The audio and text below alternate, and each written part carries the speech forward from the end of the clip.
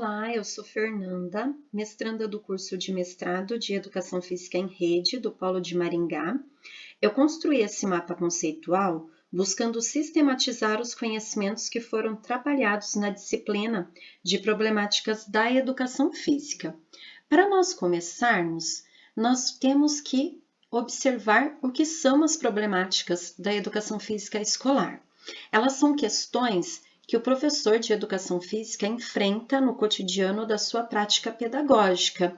E no decorrer da disciplina, nós identificamos 7 problemáticas: o abandono do trabalho docente, as questões de gênero, os aspectos legais da educação física escolar, a relação entre teoria e prática, o ensino de esportes, a indisciplina e o afastamento do estudante. Nós vamos começar falando sobre o abandono do trabalho docente. O abandono do trabalho docente, também chamado de rola-bola, pode ser interpretado a partir de 4 dimensões. A primeira, a transformação da área, que se deu com um discurso renovador a partir da década de 1980. Para professores que vinham de uma formação esportivizada, a renovação gerou inseguranças, o que resultou em um abandono do trabalho docente. A próxima dimensão são as condições de trabalho, como remuneração, tempo de planejamento, número de escolas onde trabalha, infraestrutura, material didático, o que dificulta uma boa prática pedagógica. A próxima dimensão é a cultura escolar, onde professores que praticam abandono pedagógico são mais valorizados em algumas escolas, por conta da sua disposição em auxiliar no funcionamento da escola, por exemplo, atendendo 2 turmas ao mesmo tempo e deixando o seu conteúdo de lado. A última dimensão está relacionada às disposições do professor e da professora. Bom, a questão da disposição tem a ver com a capacidade do próprio professor em refletir sobre as razões do seu fazer, ou seja, sobre o porquê do seu fazer. A segunda problemática que nós vemos aqui no nosso mapa conceitual são as questões de gênero, que nas aulas de educação física ficam muito claras quando se separa meninos e meninas em atividades práticas. Por quê? Utilizando como justificativa o paradigma biológico, que diz que transformações físicas colocam as meninas em desigualdade com relação aos meninos, logo provocam desnível de performance. Então, se há um desnível de performance, logo vamos separar meninos e meninas para que isso não interfira. Só que não é bem assim, né? A gente estudou, a gente viu que questões de gênero resultam de construções sociais que se dão através de incentivo ou negação de estímulos. E essas diferenças de performance podem ser encontradas dentro do mesmo sexo, elas podem ser encontradas no sexo feminino ou no sexo masculino, e elas estão muito relacionadas a essa questão do incentivo ou da negação de estímulos, de vivências que propiciem adquirir habilidades para participar de jogos, de esportes. Como que nós podemos superar as questões de gênero nas aulas de educação física? A gente pode adotar diversas metodologias de ensino. Uma muito importante é a modificação das regras. E essa modificação, ela tem que partir dos próprios estudantes, né? Eles precisam observar o que precisa ser melhorado para que todos possam participar igualmente das aulas práticas de educação física. Outra problemática discutida na disciplina são os aspectos legais da educação física escolar. Para falar sobre isso, primeiro nós temos que observar a LDB e todo o seu desenvolvimento. A LDB de 1961 aponta a educação física como uma prática obrigatória nos cursos primários e médio até 18 anos. A LDB de 1971 aponta a educação física como uma prática obrigatória a todos os níveis de ensino, com facultatividades, que são jornada de trabalho de 6 horas ou mais, serviço militar, estudar à noite, ter mais de 30 anos e ser fisicamente incapacitado. A LDB de 1996 traz a educação física como um componente curricular facultativo nos cursos noturnos, ou seja, a educação física deixa de ser prática obrigatória, passa a ser componente curricular, porém ela é facultativa nos cursos noturnos. Não se especifica claramente essa facultatividade.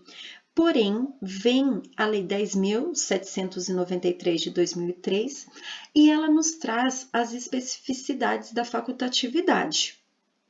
Primeiro, a educação física deixa de ser facultativa no período noturno, né?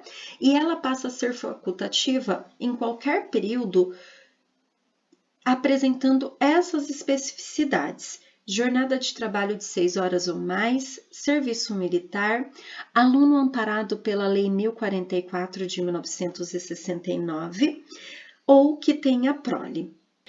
E observando esses aspectos legais da educação física escolar, nós podemos observar uma deficiência muito grande nessas leis, porque a educação física é considerada essencialmente prática, não se leva em consideração que ela tenha conhecimentos, que ela tenha muito mais coisa além das questões práticas para serem desenvolvidas, porque o que nós observamos, a facultatividade aqui em 1971, aqui em 2003, está relacionada ao cansaço físico, porém, a educação física é só prática?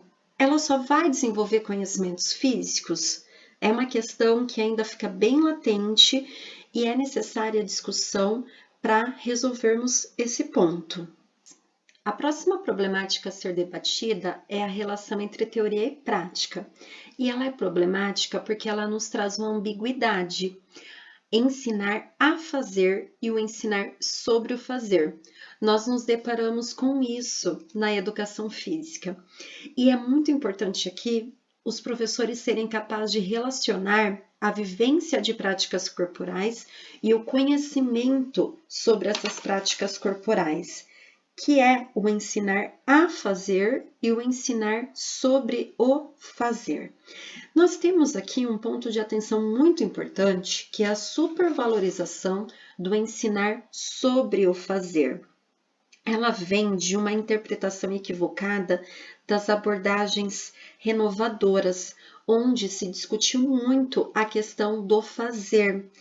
E muitos chegaram à conclusão de que o fazer, ele tira status da disciplina de educação física, mas nós temos que estar muito atentos, porque a educação física é uma disciplina que engloba isso daqui, olha, a vivência de práticas corporais e o conhecimento sobre essas práticas, que está dentro das dimensões do conhecimento, a experimentação, uso, apropriação, a reflexão da ação, a análise.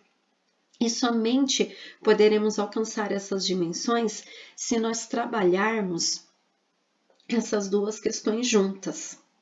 Bom, agora nós vamos discutir aqui em conjunto duas problemáticas que estão muito relacionadas, que é o afastamento do estudante e a indisciplina.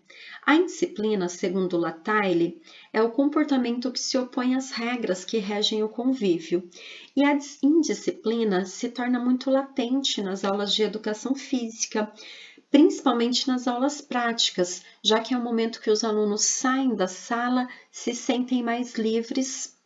Já o afastamento do estudante, ele pode se dar por vários aspectos. Os aspectos legais, que nós já discutimos sobre a questão da facultatividade, as aulas no contraturno, muitas escolas de ensino médio e também escolas particulares oferecem aulas de contraturno, o que dificulta a participação do aluno.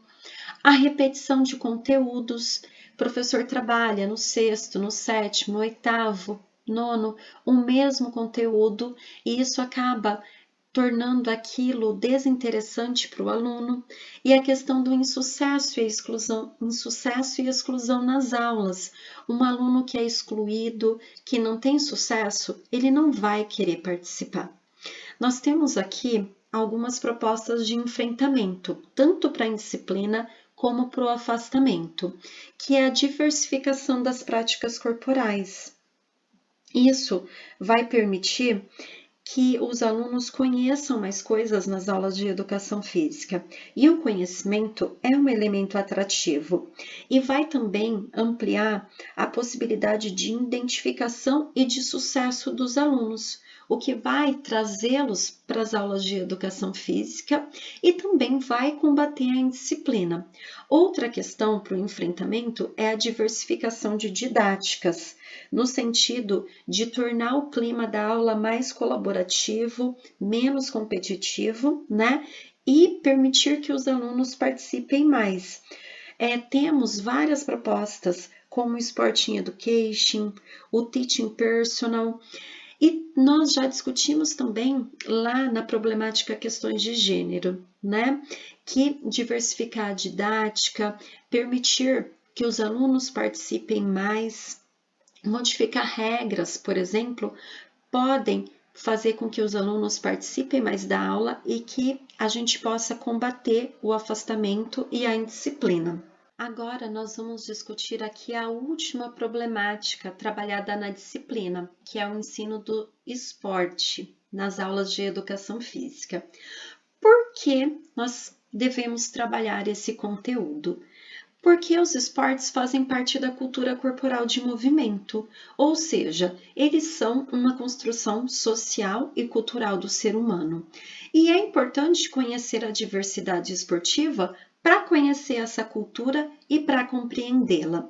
Porém, nós temos alguns pontos negativos com relação ao ensino dos esportes na escola, como o esporte ser trabalhado com um fim em si mesmo, ele ser trabalhado buscando resultados em competição e as aulas de educação física se tornarem aulas treinamento.